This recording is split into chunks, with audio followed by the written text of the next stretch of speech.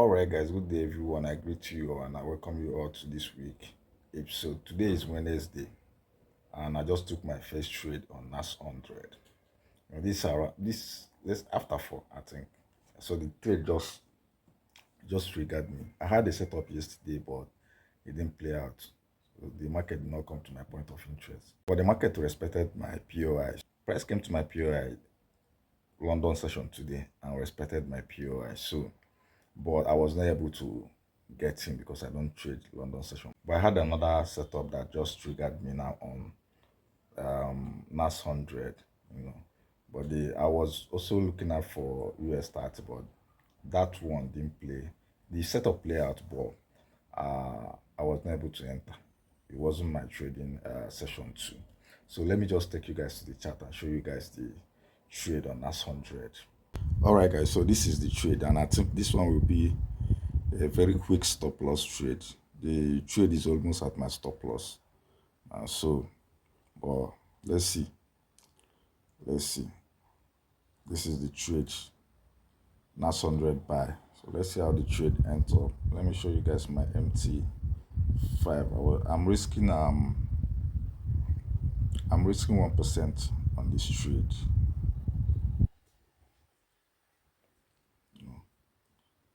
So this is the trade, you can see. So I'm already almost at stop loss. It's almost down 1%. So I'm risking 1% on this trade, which is $50. So let's see. Quickest stop loss that we ever had for this year, I think. But let's see what happens. I will definitely update you guys when the trade ends. All right, guys, good day, everyone. I greet you all. Today is Friday. I think the last time I did my last clip was on Wednesday. Yeah, which I show you guys the trade I took, and I was telling you guys that would be my quickest stop loss for this year. But the trade later reversed. To be honest, the trade reversed, gave me almost more than 1:1. I think the last number I saw on that trade was $71. Yeah, $71, $71. That was the last amount I saw on that trade. So it was very close to 1:1.5. So, but something happened. The trade didn't hit TP, though. It didn't hit TP. I lost that trade. I had that trade from that Wednesday till Thursday evening. So the trade stopped me out on Thursday evening, which is yesterday, around after 5. That was when the trade stopped me out. So let me just go to the chart and show you guys the setup, the trade. All right, guys, so this is the trade. You can see how this trade later come back to stop me out. And yesterday I was hoping that this market will break above this resistance here, on this supply that I mark out here. I was hoping for the market to come test it, pull back a little, break it, and I was going to enter another position from this. If I have any valid POI from here, then I will take another position from there. But unfortunately, the market reversed from that place, and I saw that reversal clear, very clear, but there's nothing I can do about it, because once I enter trade, I don't close my trade manual. You know, once the risk is managed, everything, and I believe this is my setup, and I enter that trade, I'm not closing that trade. The only thing I can do is when I get 1:1.5, 1:2, I break even. You know, that is just how my rule is. Okay, so when this market attempted this zone for the first time, pull back, come back again and start pulling back, that is when I know that this market is coming for this low. That was when I mark out this low, and I say this pullback is coming to take out this low. If you look at it from 4 hours, you will see that that is the low that the market is coming for. Definitely, it's obvious, you know. So there is nothing stopping me from taking out this low. And when I analyzed this market yesterday, because after taking a loss, a win, I normally, try to reanalyze the setup, the trade to see if there is any mistake or whatsoever. So when I reanalyzed this market yesterday, I found out that this my buy was not even valid. This buy it was not even valid. I was not supposed to be on this buy. I was supposed to be looking for a sell. And before that sell, before taking any sell, as this setup is now, this current structure now, when this thing has not happened, before I should even consider a sell, price should manipulate this zone. You see this high here, it should manipulate that high first before I will even start looking at a sell. So looking at this setup, this is 4 hours, and if you look at this current market structure, you see that the market is just bullish. The market is just bearish. You can see the structure. Market is just bearish. Market taking out this liquidity here. It's an internal range. This is an internal range liquidity. It took it out, tap into this supply level, and this supply level has held since on Monday. Because if you look at this bullish candle that tap into this supply level, you see that this candle this thing happened on Monday, 3 o'clock candle on Monday. That was when this market tapped into this place, and from that Monday, this market has been here consolidating, unable to take out this supply. So if the market was ready to buy, that take out this liquidity here and clear this high. But because sellers are still much in the market, that was why this market was consolidating here. And I failed to pay attention to this thing. That is why I pick a buy from this place, believing that this is an internal range liquidity. The market is supposed to take it out and then break above this high. So looking at this trade, I was not even supposed to engage on this trade at all. If I'm going to say, I was supposed to wait for this market to take out this liquidity here before I position for a sell. There was no buy setup on this trade at all. And that yesterday, I was supposed to catch a very nice sell on US30, but because I've already entered this trade just on Wednesday, I cannot take another trade. So this is US 30, and this happened on Thursday. This was the sell. When I analyzed this one, that was why when I saw this sell, this was the sell that I was supposed to take on Thursday if I hadn't been on that NAS 100 buy already since Wednesday. So this is a clear sell for me, because looking at this market from 4-hour time frame, from my analysis last week, I was looking for this market to come and retest this demand level. So my weekly bias for this week on US that was for this market to come down. It was a daily demand. Let me show you guys. So this is it. You can see this big bullish candle, bearish candle. That was where I was expecting the market to come to. And this indecision candle here was Tuesday candle. It was Monday candle. Yes. So when I come down to daily time frame, that was when I refined 4-hour time frame. That was when I refined that zone, to this as it is now. You can see. Then I use this other block from here. I just mark it out. So I was expecting US30 to come down to this zone. Then if you look at this place, you will see that after this market broke structure from here, the market has been manipulating price to the upside.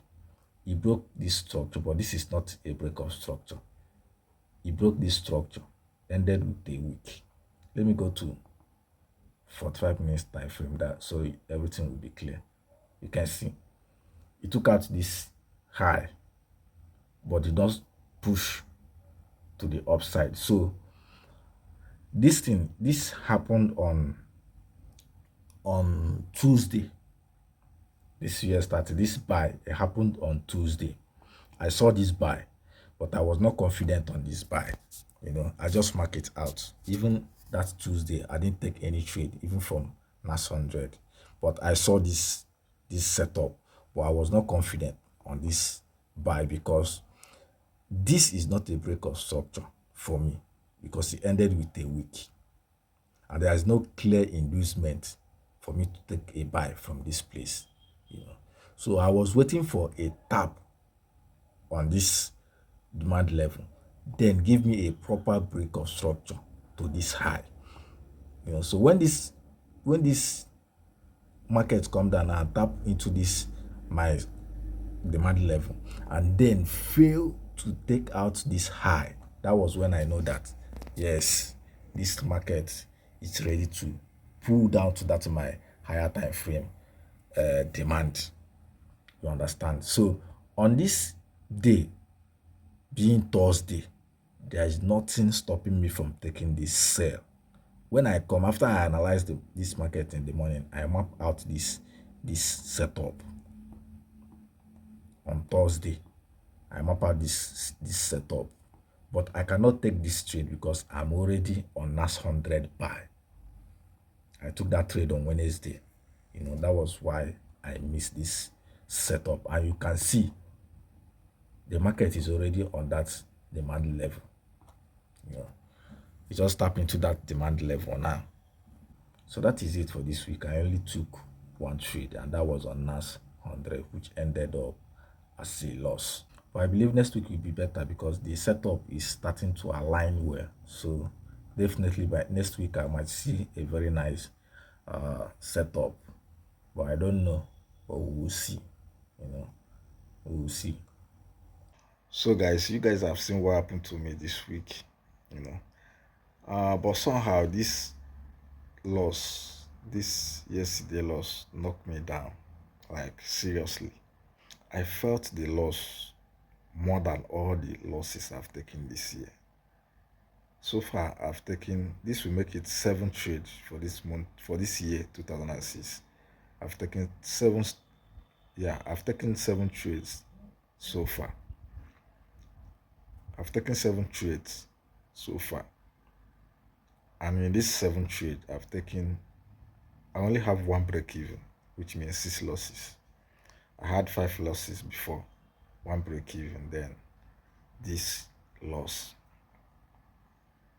which that my break even was a take profit trade. If I didn't break even, it was supposed to go to TP. And that trade is 1:5 trade. See. But this last trade, this yesterday trade, hit me. After I lost that trade, when I received the notification that this market has stopped me out, I felt somehow. I felt weak. I didn't feel like going back to the chart, but I felt weak. I don't know. I felt the pain. I felt like I wasn't doing enough. I told myself that yesterday I was lying down and I was just thinking now, and I was telling myself that, are you sure that you are putting in enough work on this trading? But at some point I asked myself, what else am I supposed to do? What else? Man, the yesterday trade hit me bad. Hit me bad. But then it also taught me something. That yesterday, I understand that I can take a loss now comfortably, no matter how painful it is. Revenge trading against my plan, I don't think I will ever go back to that stage again. Because if I will,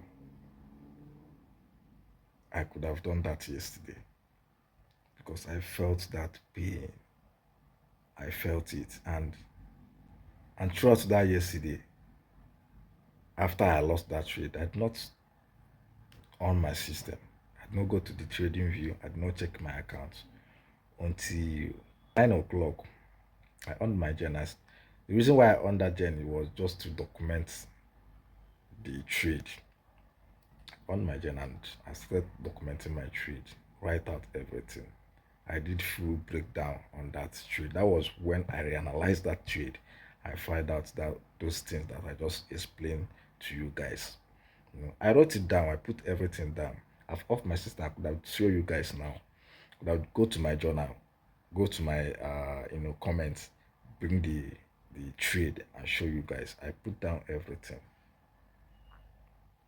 You know, and that trade, I was not supposed to enter that trade. So after I found out my mistake, I feel relieved knowing that this is my fault. I shouldn't have done this. I shouldn't have done that. It was my fault. To be honest, all the losses I'm taking this year, 6 losses so far. In these 6 losses, I think one or two trade is just the normal losses, as normal loss that I was supposed to take. The rest are just one mistake or the other, one mistake or the other. Some of them I'm even aware of that trade. Like this trade now, where I entered this trade, I was not supposed to enter that trade from there. But what saved me on this trade is because I gave my stop loss room, enough room to breathe. So even when the market come down to take out the liquidity from the downside, my stop loss still covered that. I escaped that trade that first time, that first drop. I escaped it with. I'm not sure that it's up to 1 pip. Even if it's up to 1 pip, it's not up to 1.5. Just a little thing for the market to stop me out. But luckily, it reversed. I said, thank God.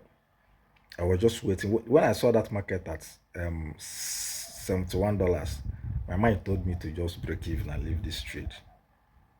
Because the trade has started misbehaving, going up and down, going up and down. When I checked the chart and I saw that market at $71,